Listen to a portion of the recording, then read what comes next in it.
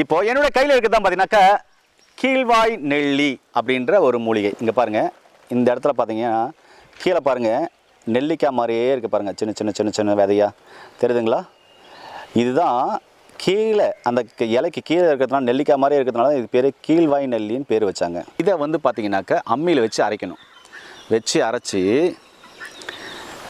Ulcer complaint இருக்கிறவங்க காலையில் சரிங்களா, ஒரு 2 சுண்டைக்காய் சைஸ் அளவுக்கு மோரில் கலந்து தினமும் ஒரு 7 நாள் குடிச்சிட்டு அந்த 7 நாளும் உப்பு இல்லாமல், உப்பு புளி காரம் இல்லாமல் கொஞ்சம் பத்திய சாப்பாடாக சாப்பிட்டு வந்தாங்கன்னா அந்த 7 நாளில் அல்சர் குணமாக அந்த மாற்றத்தை, மிகப்பெரிய மாற்றத்தை பார்க்க முடியும்.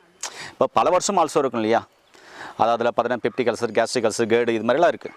இது எல்லாமே அந்த 7 நாளில் மிகப்பெரிய மாற்றம் இருக்கும். இந்த அல்சர் கம்ப்ளைண்ட் இருக்கிறவங்க பார்த்தீங்கன்னாக்கா பத்திய சாப்பாடு சாப்பிடணும்.